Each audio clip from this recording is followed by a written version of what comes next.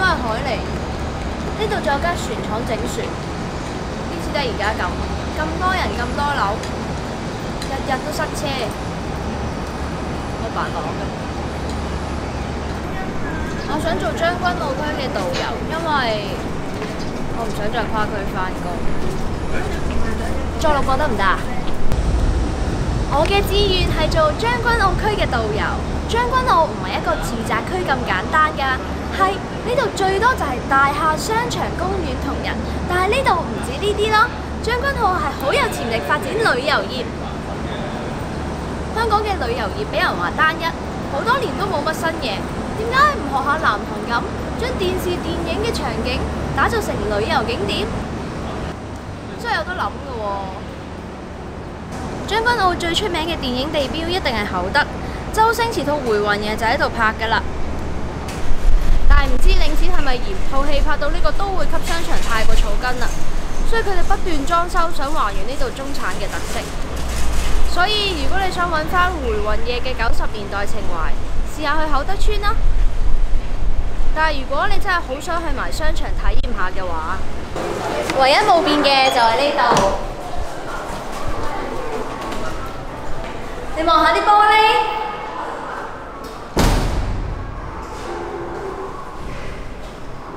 嚟啦！你話盧 Sir， 你可唔可以幫下我啊？盧 Sir， 你可唔可以幫下我？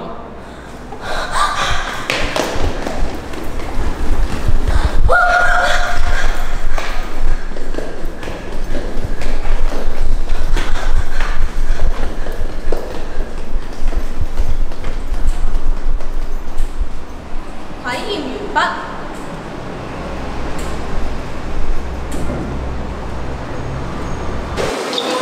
就係將軍澳區唯一嘅得獎街市，2012年度全港最貴街市冠軍，最衰後繼無力啊！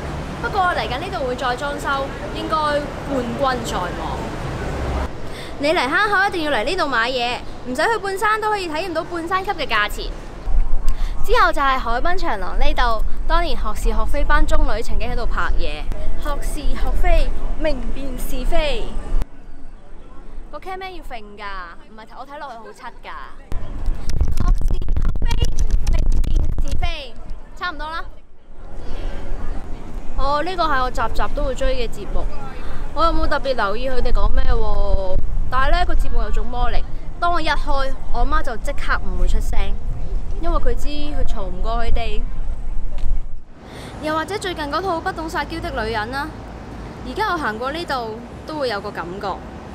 工作同生活嘅界線原來係咁模糊。其實呢度有唔少取景勝地，好有潛力去拍唔同片，例如喪屍片、末日災難片，可以盡快去將軍澳嗰邊；其他嘢可以去明德。周不時都有人話：唉，做咩唔拆咗塊板佢啊？搞到個場咁啱。不過我知道政府係有苦衷㗎。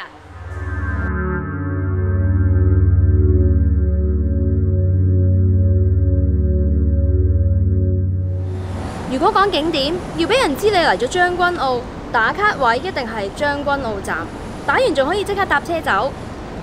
但我首選係呢度東方威尼斯。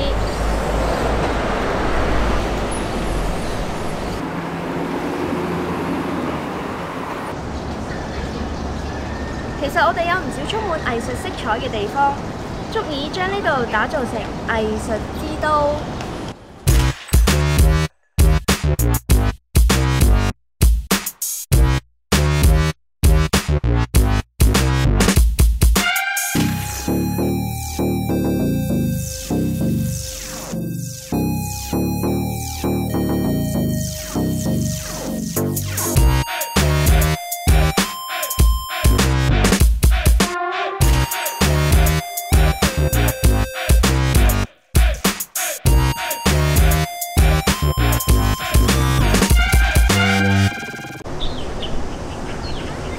呢個公園表面上係一個一家大細散心嘅地方，但係唔多人留意呢度嘅設施係將生活嘅細節融入藝術。每次入嚟呢度，我都會對人生有新嘅睇法。有一次我帶我八婆嚟呢度，佢一望到幅牆就話：啊，呢一個梗係我屋企牆身滲水啟發啦！哈哈。我同佢講，呢個現象喺將軍澳叫做春天。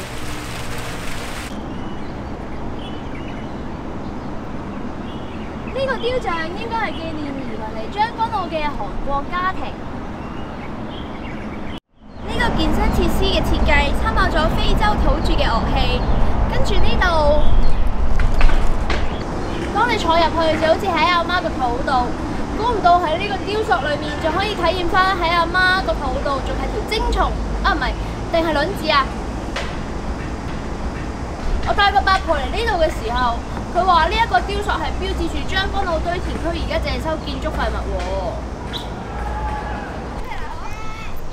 蜘蛛同其他小動物一樣，已經成為將軍澳居民生活嘅一部分。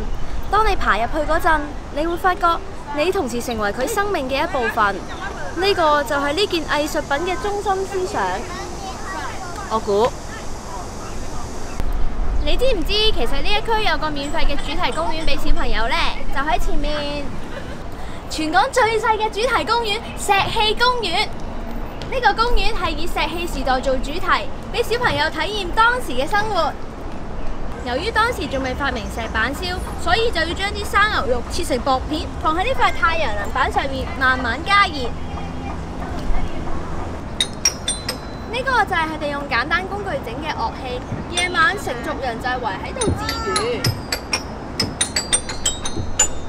估唔到佢哋當時已經咁文明，有廁所㗎啦！將軍澳係美食天堂，特別係坑口呢度。如果美食係指今日初一，所以我要食齋。本身我都唔想去野餐㗎，但係間餐廳就係做外賣咯。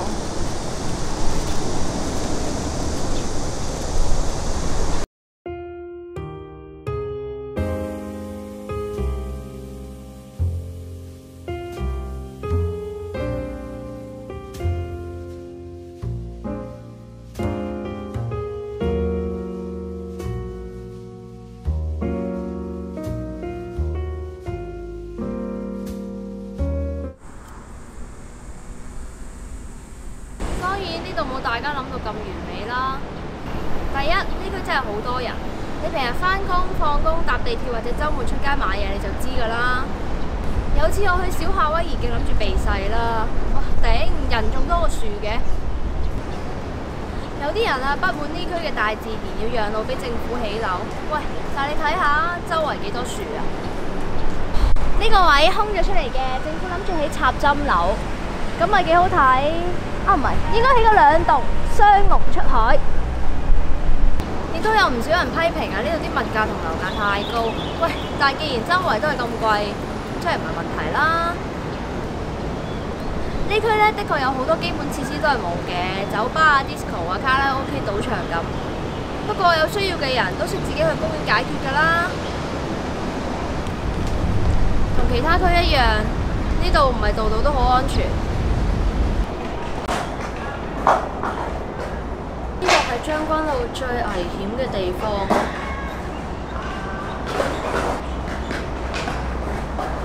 我第2條仔就喺度趴街，我第3條仔都喺度趴過。我啱啱散嗰條就喺嗰個 ramp 度趴。就算我唔識嘅，差唔多全部都喺度趴過。曾經有條友着住西裝喺度踩板。佢應該喺呢個斜趴嘅，之後佢仲要七上高登做萬能 key， 唔記得佢叫咩名添，但係之後冇再見到佢咯。呢度唔少人都好憎戴頭盔，係啊，戴頭盔係唔會令你撲少咗，但係至少可以喺你撲嗰陣遮住你個樣啊。將軍澳有樣嘢多就係廢青，睇下呢度啲幾10歲嘅廢青，畫幅畫都唔夠個3歲嘅細路嚟。我班中學同學咧都冇個掂嘅，樓又冇，鋪又出唔到喎，好似哇就講就到，喂喂喂喂，廢青，喂喂喂！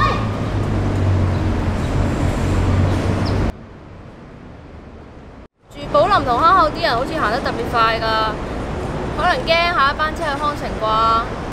你有冇聽過啊？一入康城如隔三秋啊！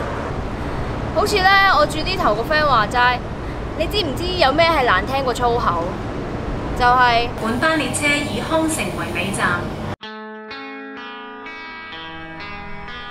呢區10年之後呢，比而家多人，比而家多樓，越嚟越高級，越嚟越國際化。